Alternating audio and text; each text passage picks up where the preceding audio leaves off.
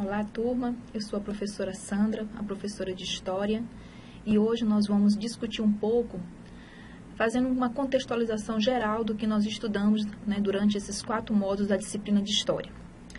Bom, como vocês observaram, a disciplina ela está organizada em 3 grandes discussões: as relações de trabalho, as relações de poder e as relações culturais. Nas primeiras discussões que nós fizemos acerca do universo do trabalho, nós vimos que existem diversos entendimentos em torno deste termo. Contudo, concorda-se que historicamente os seres humanos têm desenvolvido grandes civilizações através de como esse trabalho é organizado socialmente. Nesse sentido, torna-se muito importante que se entenda o que é o trabalho e por quais mudanças ele passou ao longo das diferentes sociedades. E foi o que nós nos propusemos a estudar. De início, nós questionamos o que é trabalho. Nós vimos que o conceito é muito complexo e que existem vários significados. É uma palavra, inclusive, com vários sentidos em quase todas as línguas europeias e existem mais de um significado. Bom, em geral, nós podemos discutir que o trabalho, durante boa parte da história, ele foi visto como uma atividade desvalorizada. Por exemplo, na antiguidade, era uma expressão da miséria humana para os gregos. Na Idade Antiga, era visto como um castigo pelos princípios religiosos. Na modernidade, é que o trabalho vai passar a ser mais valorizado e passa a ser visto como um símbolo da liberdade. Então, nós fomos convidados a refletir. E hoje, na contemporaneidade, o trabalho é importante?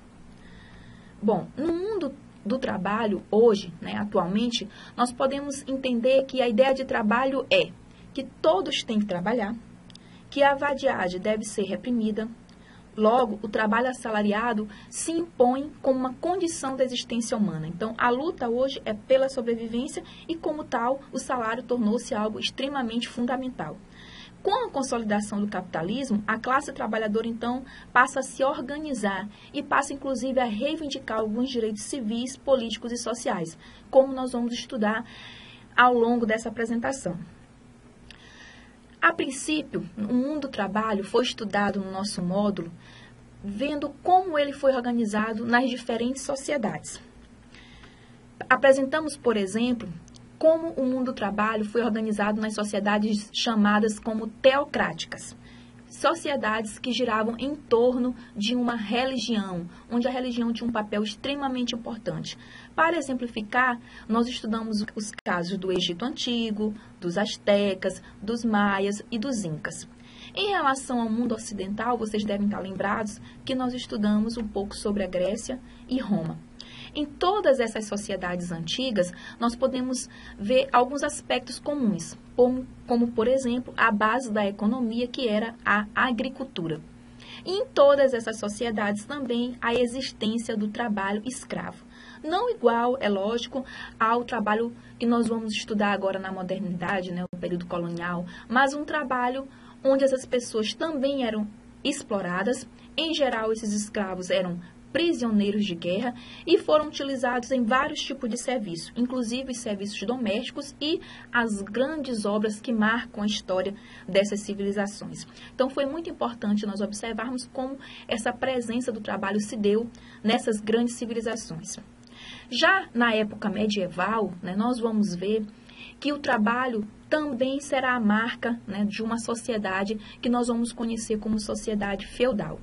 Na Europa Ocidental, durante todo o feudalismo, que teve o seu auge aí entre os séculos XIX e o século XII, o setor predominante será a economia agrícola. A produção agrícola será a base da economia no mundo feudal. E o trabalho desses camponeses será essencial para manter a Europa como um todo.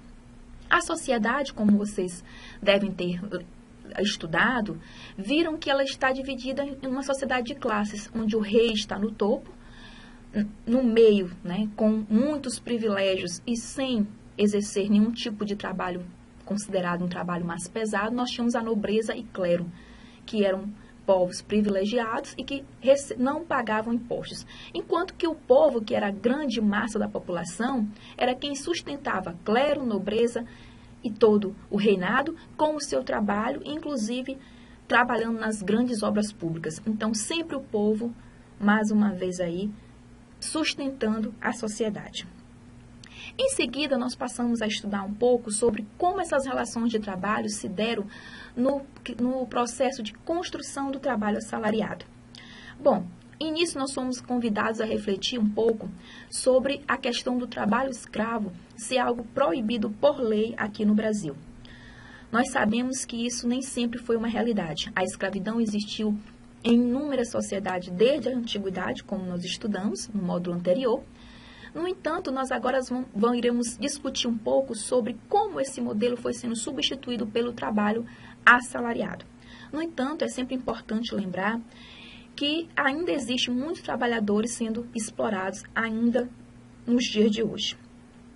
Bom, nesse processo de transformação para o trabalho assalariado, nós estudamos um pouco como aconteceu lá na Europa a passagem do processo de artesãos independentes a tarefeiros assalariados.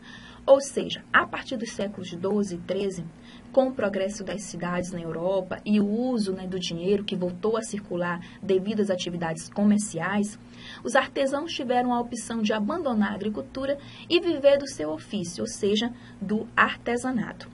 No início, essa produção ela era de caráter familiar, ou seja, feita pelo próprio artesão, que tinha os seus meios de produção e que, em geral, trabalhava com a sua família em sua própria casa, realizando, assim, todas as etapas da produção.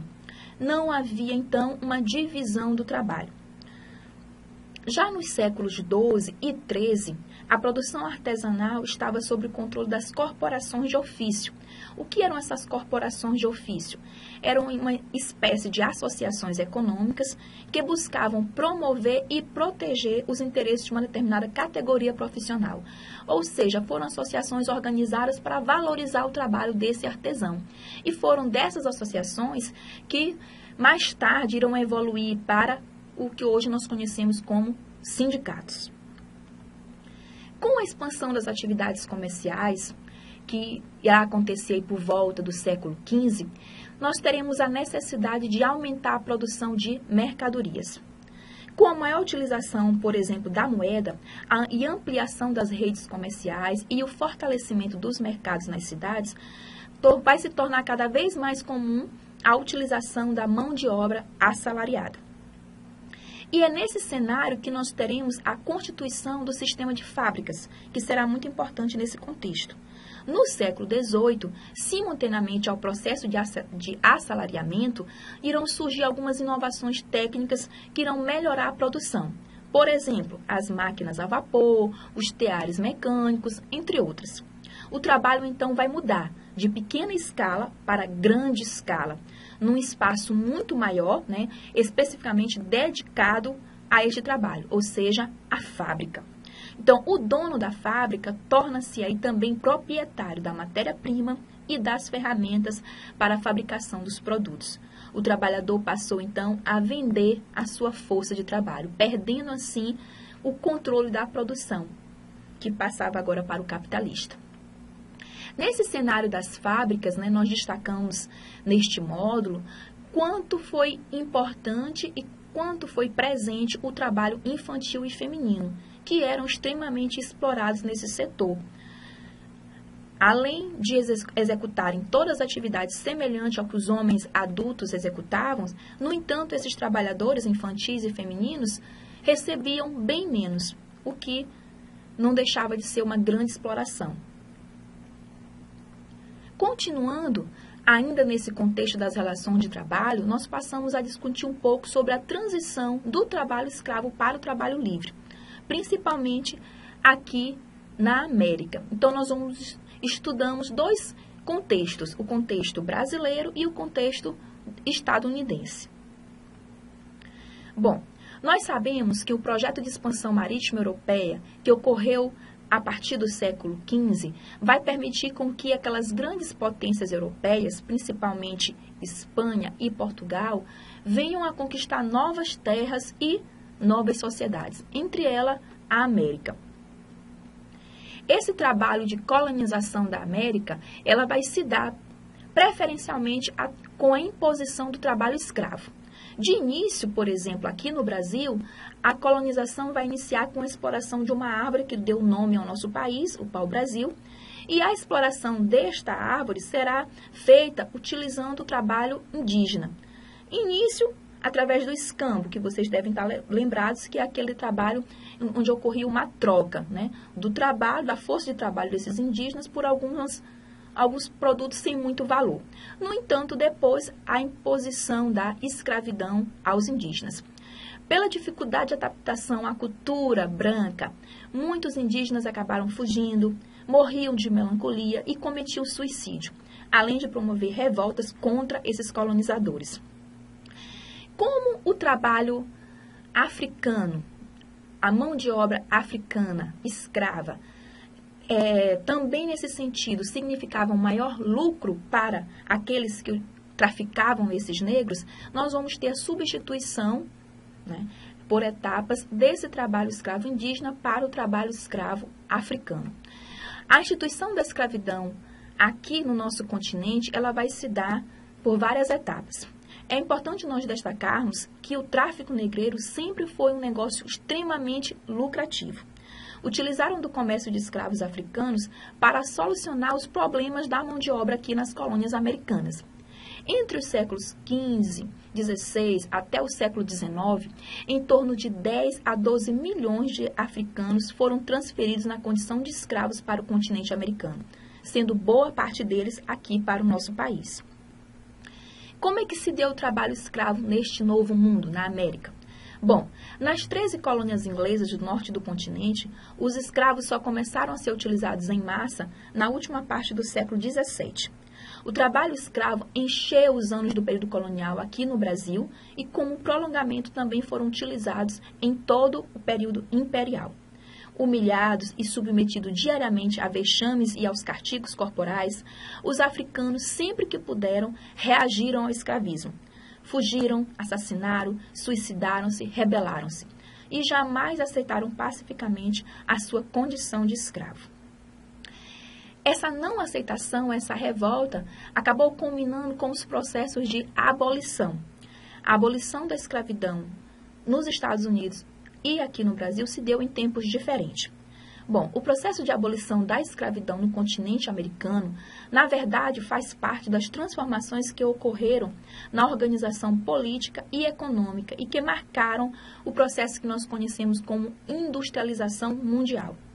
Numa conjuntura de expansão do capitalismo que ocorreu durante a Revolução Industrial no século XVIII, a permanência do trabalho escravo nas colônias americanas não estava articulada com os interesses econômicos dos países industrializados. Dessa forma, a Inglaterra, no século XIX, com o amparo legal, passou a combater militarmente o tráfico de escravos. Aqui no Brasil, país que mantinha relações com a Inglaterra fortemente desde muito antes do processo de abolição, vai também sofrer essa pressão inglesa. Assim, em 1850, o Brasil, por pressão da Inglaterra, aprovou uma lei que determinou o fim do tráfico de escravos, embora ele acabou continuando a acontecer ilegalmente. Em sequência, por várias lutas abolicionistas, nós tivemos a lei do ventre livre, a lei do sexagenário, até que, finalmente, no dia 13 de maio de 1888, nós tivemos a Lei Áurea, que pôs fim à escravidão no Brasil. O último país a abolir a escravidão no continente americano foi o nosso. Isso nós temos como consequências até os dias atuais.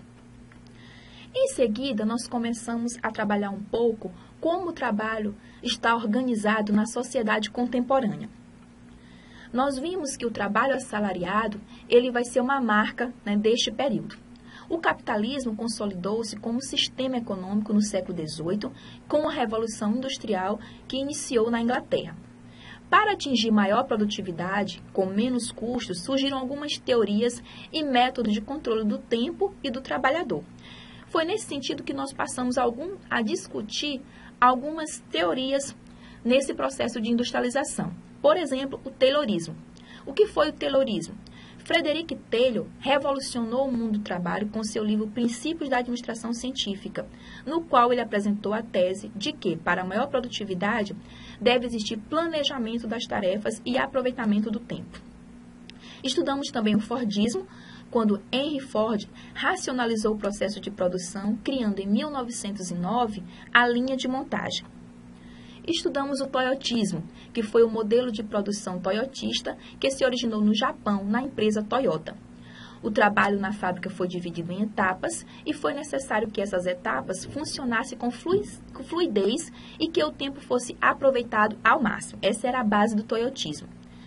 Existiu também o pós-Fordismo e acumulação flexível, que as marcas estavam no ideário neoliberal, que defendia a diminuição da inflação, o aumento acentuado e o incentivo dos lucros, a diminuição dos conflitos sindicais, a diminuição dos déficits públicos governamentais e a privatização das empresas públicas, como nós estudamos. Em seguida, nós passamos a discutir um pouco sobre como se organizou o mundo do trabalho no Brasil no início do século XX. Foi destacado que na primeira fase da República Brasileira, isso de 1889 até 1930, o Brasil tinha uma economia basicamente agrária. Havia preocupação em disseminar o valor do trabalho como fonte de riqueza, ordem e progresso. Com a eclosão da Primeira Guerra Mundial, em 1914 até 1918, surgiram novas fábricas no Brasil, especialmente nas cidades de São Paulo e Rio de Janeiro, as maiores metrópoles do país. Quanto às condições de trabalho no Brasil nesse período? Bom, não havia nenhuma regulamentação. As jornadas eram em torno de 14 a 16 horas por dia de trabalho. As mulheres ganhavam menos que os homens. As crianças ainda menos que as mulheres. Os locais de trabalho eram insalubres, sem iluminação, sem ventilação, sem higiene. E não havia a lei para o salário como há hoje. Bom, isso passará a mudar com a política desenvolvimentista que foi criada por Getúlio Vargas. Então, nós vamos agora abordar um pouco sobre esta era, a Era Vargas. Bom, o governo de Getúlio Vargas iniciou a partir de 1930. Devido à falência do modelo agroexportador da lavoura cafeira no Brasil, ele irá criar algumas estruturas para a instalação de novas indústrias no país, além de também incentivar o setor privado. É nesse momento que o governo Vargas irá instituir algumas importantes empresas estatais, como, por exemplo, a Companhia Vale do Rio Doce, em Minas Gerais, em 1942, a Fábrica Nacional de Motores, em 43, a Hidrelétrica do Vale do São Francisco, em 45, e a Siderúrgica Nacional, em 46. Quanto ao trabalhador, Vargas vai criar leis importantes, como, por exemplo, a organização da jornada de trabalho, vai instituir o Ministério do Trabalho, vai criar a lei de sindicalização e também o salário mínimo em 1940. Bom, nesse sentido, nós teremos aí as deliberações da CLT, que vão priorizar em 1943 as relações do trabalhador urbano, infelizmente praticamente ignorando o trabalhador rural. Para organizar os trabalhadores rurais desde a década de 50, é que irão surgir alguns movimentos sociais em prol dos direitos desses trabalhadores. Então, nesse momento, irão se organizar, por exemplo, as ligas camponesas, a Associação de Lavradores e Trabalhadores Agrícolas, e mais estruturado desses movimentos, nós teremos o Movimento dos Sem Terras, o MST. Bom, como estará, então, reestruturado o país a partir da década de 1990? Nós estudamos sobre isso e vimos que, no Brasil, o desemprego irá seguir os ritmos mundiais e aumentar, sobretudo em consequência das políticas neoliberais que serão implantadas no país a partir da década de 90, na mundialização do capital, dos contratos de risco que a ditadura militar acabou fazendo durante o período de 1964 a 1985, da recessão econômica que o mundo irá sofrer nesse momento e da abertura de mercados que irão acontecer na era Collor em 1990. Bom, passando um pouco agora para outras discussões, depois de nós termos discutido um pouco sobre a história do Brasil, nós vamos ver um outro módulo que irá falar sobre as relações de poder, que será nominado o Estado e as relações de poder, formação dos Estados nacionais. Nesse sentido, nós vamos ver que na Europa Ocidental, durante toda a Idade Média, o poder estava dividido entre o rei e a igreja e os senhores feudais. Esses, por sua vez, exerciam poder sobre seus feudos de forma autônoma e descentralizada, ou seja, tinham total autoridade nos seus feudos. No final da Idade Média, acabaram ocorrendo algumas revoltas sociais, alguns conflitos religiosos, e essa situação vai criar uma situação de insegurança que vai possibilitar o fortalecimento do poder político central, ou seja, do rei, que vai buscar exercer uma maior autoridade. Outro fator dominante, e determinante para a formação desses estados nacionais é em relação à formação do interesse, atender os interesses da nova classe social que se consolidava, que era a burguesia. Que interesses eram esses? Diminuir o poder da nobreza e desenvolver o comércio.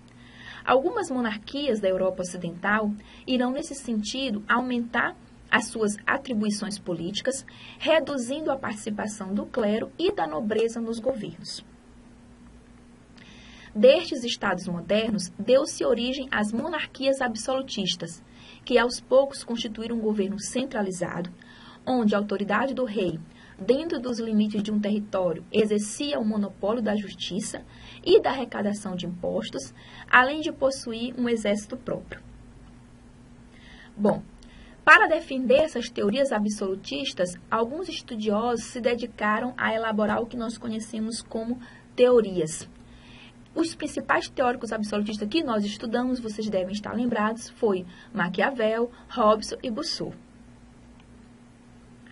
Com a Revolução Industrial, em meados do século XVIII, a burguesia, de fato, vai efetivar o seu domínio econômico. A burguesia, então, vai se aliar aos trabalhadores com o objetivo de colocar fim a esses governos absolutistas e participar de maneira mais efetiva do poder político, que até então era um privilégio apenas da classe nobre. Organizou-se assim, então, o Estado-nação, que identificava-se com o programa das revoluções liberais, como foi o caso da Revolução Francesa, que aconteceu em 1789, que baseou-se nos princípios da liberdade, igualdade e fraternidade. Esses ideais de liberdade, igualdade e fraternidade também acabaram chegando ao Brasil. Nós temos, por exemplo, os processos que acabaram culminando com a independência do nosso país em 1822, que foi articulada por grupos sociais dominantes, composta por grandes proprietários rurais e grandes comerciantes. Logo, não houve uma participação decisiva das camadas populares no processo de independência do Brasil. A formação, então, do Estado Nacional Brasileiro foi limitada. O sistema de governo continuou sendo monárquico e a escravidão também foi mantida. O imperador, Dom Pedro I, vai nomear um Conselho de Estado que vai redigir a nossa primeira Constituição, como vocês devem estar lembrados, a Constituição de 1824, que vai criar 4 poderes: o Executivo, o Legislativo e o Judiciário, e à parte, em destaque, o poder moderador, no qual o rei podia nomear os senadores, convocar eleições e dissolver o parlamento, indicar ou remover juízes, de forma contraditória a uma monarquia constitucional, pois conferia mais poderes ao imperador. Ou seja, com o poder moderador, Dom Pedro I tinha total autoridade sobre o Estado Nacional Brasileiro. É nesse cenário que também irá se pensar a construção da ideia de nação brasileira. No Brasil, após ter conseguido a independência, a formação do Estado brasileiro procurou vincular a ideia de nação com o objetivo de garantir uma unidade nacional.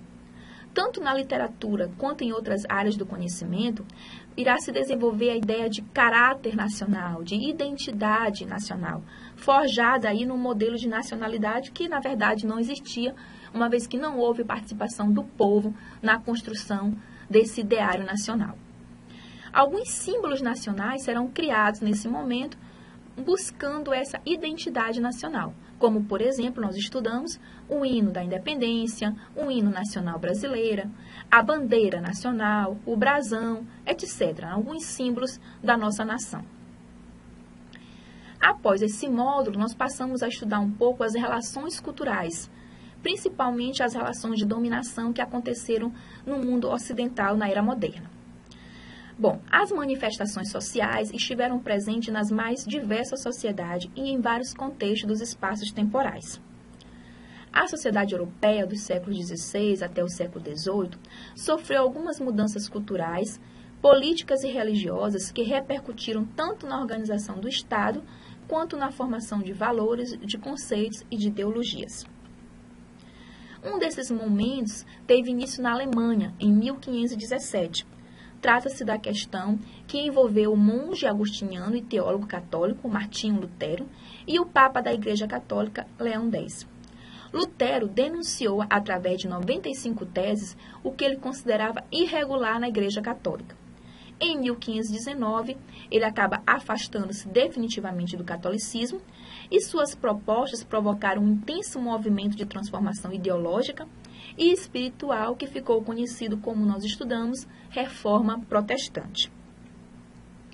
Embora os motivos religiosos tenham sido os mais evidentes para que Lutero formulasse novos conceitos espirituais, nós sabemos e estudamos que os econômicos também estavam ligados a essa nova prática religiosa.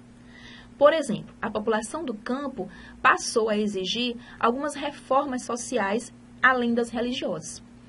Foi nesse momento que vai estourar a Guerra Camponesa. Lutero, então, procurou assumir uma atitude conciliadora. Apesar dos conselhos de Lutero, o levante estendeu-se rapidamente pela Alemanha e a reação foi muito violenta por parte da nobreza. As guerras camponesas na Alemanha desencadearam em 1525 o conhecido Manifesto dos Camponeses. Depois da Reforma Protestante, nós estudamos um pouco sobre uma outra revolução que aconteceu na Inglaterra.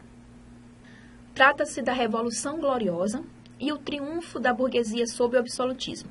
Bom, durante muitos séculos nós vimos que as revoltas populares constituíram uma característica essencial da tradição inglesa.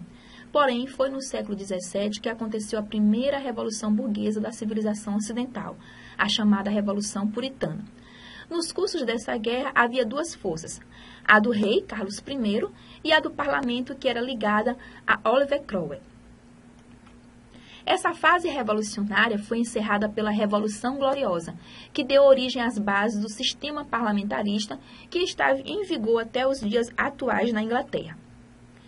Em seguida, nós passamos a estudar um pouco sobre os princípios do iluminismo. Bom, as transformações que ocorreram durante o período moderno tiveram estreita relação com o movimento cultural que dominou a Europa Ocidental, especialmente a França, Inglaterra e a Alemanha. Esse movimento era alicerçado na filosofia e na ciência, herança do Renascimento, e tinha como base social a classe burguesa. Os iluministas basicamente criticavam o regime feudal, o absolutismo, a intolerância religiosa, a supremacia da fé e da tradição sobre a razão e o progresso científico e técnico. A França foi o palco dessas ideias iluministas, porém, esses ideais acabaram se espalhando por vários países da Europa e também das Américas. Aqui no Brasil, o movimento iluminista incentivou, por exemplo, a Inconfidência Mineira, como nós sabemos. Além desse movimento no campo das ideias, no campo econômico nós destacamos um pouco sobre a Revolução Industrial, que proporcionou ao mundo um novo modo de produção, o capitalismo industrial. Nesse processo nós teremos a industrialização mecanizada, que foi um dos acontecimentos que fez parte desse conjunto de mudanças. Essa nova forma de organização do trabalho criou condições para o desenvolvimento de uma nova classe social, a classe operária. Bom, como consequência da Revolução Industrial, nós vimos que a classe operária inglesa passou a se opor à máquina. Era necessário encontrar, então, uma nova forma de oposição. Essa nova forma veio justamente através das associações e, mais tarde, dos sindicatos. E foi por meio desses sindicatos que esses trabalhadores se organizaram e conquistaram algumas melhorias trabalhistas no campo dessa Revolução Industrial. Bom, como última etapa do módulo de História, nós estudamos um pouco sobre as relações culturais, alguns movimentos sociais e políticos e culturais que aconteceram na sociedade contemporânea. Bom, após a Segunda Guerra Mundial, ocorreram algumas transformações sensíveis no mundo. Essas modificações referem-se principalmente à participação do Estado na vida econômica, aparentemente rompendo aí os princípios clássicos do liberalismo. Nos anos de 1990, por exemplo, com o avanço do processo de globalização, outros movimentos acabaram vindo à tona, já aí com o intuito mais de contestação à exclusão social, o desemprego e os governos dos países da economia desenvolvida.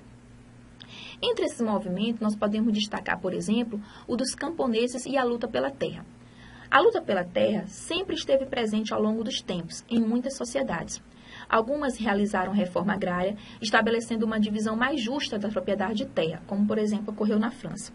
Já na América Latina, principalmente no Brasil, o Estado colocou alguns empecilhos para isso. Acredita-se que algumas das explicações para tal foi o fato de que na América Latina nossa economia sempre foi baseada na exportação de produtos agrícolas. Aqui no Brasil, nós temos um importante movimento por essa luta, que é o MST, que é um dos movimentos sociais que congregam no Brasil contemporâneo a ação organizada na luta pela terra. Também estudamos um pouco sobre os movimentos feministas, que iniciaram sua luta a partir da década de 1960, quando as mulheres passaram a denunciar as injustiças a que estavam sujeitas, buscando maiores direitos civis e políticos. Surgiu, assim, um novo movimento feminista, que no Brasil vai adquirir força a partir da década de 60.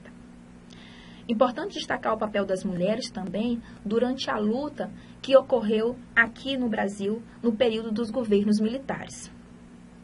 Já a Revolução Jovem, nós vimos que ela foi organizada também a partir de 1960 em países como França, Inglaterra, Estados Unidos, México e aqui no Brasil. Lutavam contra a estruturação da sociedade sob o controle de uma indústria avançada, com forte apelo consumista e massificante, e ainda contra regimes governamentais autoritários, como aqui no Brasil, contra os governos militares. Já o movimento hippie foi o que mais caracterizou a rebelião dos jovens norte-americanos, influenciados pelo orientalismo, uma vez que contestavam os valores ocidentais. Eles resolveram defender ideias como o psicodelismo, o rock e o movimento estudantil, que apoiou muitos movimentos sociais da época. Estudamos também a importância do movimento negro. Bom, na década de 1950, nós vimos que a população de afrodescendentes nos Estados Unidos, principalmente nos estados do sul do país, viveram um regime de segregação racial, ou seja, separação de negros e brancos. Juntamente com outros movimentos sociais deste período, surgiu o movimento pelos direitos civis, que lutava para que esses direitos fossem estendidos, para todos, inclusive para os negros, que eram uma minoria. Nesse cenário, irá se destacar aí o pastor protestante Martin Luther King, que liderou passeatas com alguns princípios de Gandhi, um indiano que defendia a desobediência civil e não a violência. No Brasil, o movimento negro intensificou-se a partir da década de 1970, motivado pelo acompanhamento dos movimentos nos Estados Unidos, pelas lutas de libertação que ocorreram na África do Sul e por acontecimentos internos, como, por exemplo, a repressão dos governos militares. Bom, nós estudamos assim que tanto o movimento feminista quanto o movimento hippie, o movimento jovem e o movimento negro são movimentos importantes de contestação por mais direitos sociais. Para finalizar, nós somos chamados a analisar um pouco uma frase importante do pastor norte-americano Martin Luther King, quando ele diz: "Quem aceita o mal sem protestar, coopera com ele." É com essa frase que eu queria encerrar a nossa conversa e pedir a todos que se apropriem dessas discussões históricas para que nós possamos estar preparados a contestar esse mundo e a lutar pelos nossos direitos. Muito obrigada e qualquer dúvida é só entrar em contato, gente. Tchau!